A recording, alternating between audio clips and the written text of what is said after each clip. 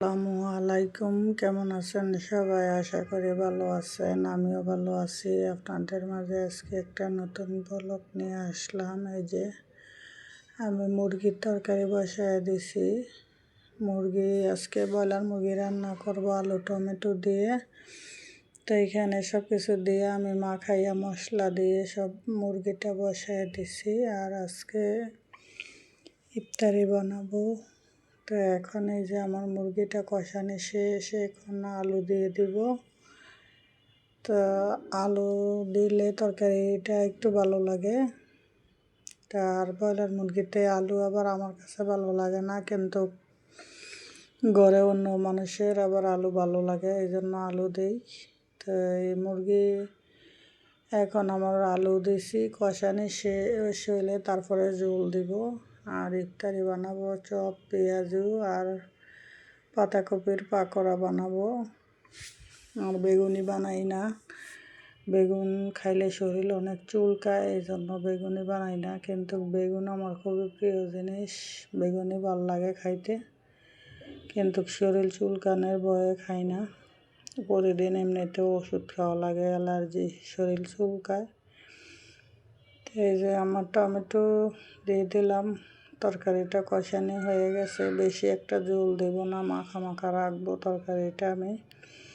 এই যে ঝোল দিয়ে দিছি, তরকারি প্রায় হয়ে গেছে আমার তরকারি।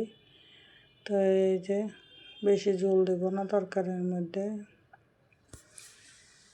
এখন তরকারিটা আগে রান্না করতেছি, তরকারি রান্নার পরে ইফতারি ভাজবো। তো আগে ইফতারি ভাজলে ঠান্ডা হয়ে যায়, তো এই জন্য আমি ইফতারিটা পরে ভাজবো।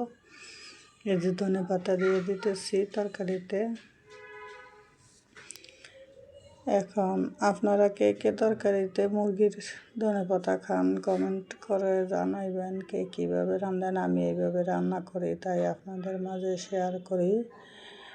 আমি যা রান্না করি ঘরের জন্য, যা খাই তাই শেয়ার করি আমি আপনাদের মাঝে। তো আজকে তো রোজার তৃতীয় রোজা হয়ে গেল, আজকে রোজার 3টা। তো সেহরিতে ইফতারের পরে আর বেশি খানা হয় না, কোনো দিন খানা হয় কোনো দিন হয় না। তো এই যে এখন আমি পেঁয়াজ বাছতেছি, তরকারি উঠে গেছে উঠাইয়া। তো এই যে আমার পেঁয়াজও বাছতেছি, আর একে একে সব কিছু বাছবো। তা নতুন নতুন কয়েকদিন ইফতারি ভালো লাগে, তারপরে আবার ভালো লাগে না। আর গ্যাস হয় ইফতারি খাইলে অনেক। এই যে এখন চপ বাছতেছি, আলুর চপ বড় বড় করেই বানাই ফেলছি আমি, ছোট ছোট বানাই নাই। আর হইলো ডুবা তেল কড়াইতে যাতে আমার এই কড়াইটাতে অনেক সুন্দর হয় বাছতে, তো এটাতে আমি বাছছি। এই যে এখানে পাতাকপির পাকোড়াও বানাইছি, আর এখানে চপ বানাইতেছি, বুট ভাজি। আর এই যে চপ আরও আছে বাজার বাকি।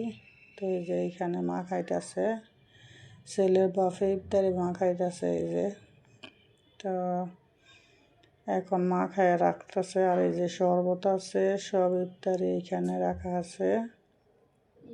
তো দেখেন, খেজুর আনছিল আগের দিন, খেজুরও আছে, মানে খেজুর না, বড়ই আসছিল। এই যে ইফতারির সময় হয়েছে, ছেলে মাখতেছে আর আমি এই যে আজান দিয়েছি ইফতারি করতেছি। ভিডিওটি যদি ভালো লাগে সবাই আমাদের পাশে থাকবেন, আমার জন্য দোয়া করবেন। আর সবাই ভালোভাবে ইফতারি করেন, রোজা রাখেন। তো আজান দিয়ে দিছে, ছেলে মাখতেছে আর আমি এখানে ইফতারি করে ফেলতেছি। তো সবাই ভালো থাকবেন। এই যে ছেলের বাপে আইছে।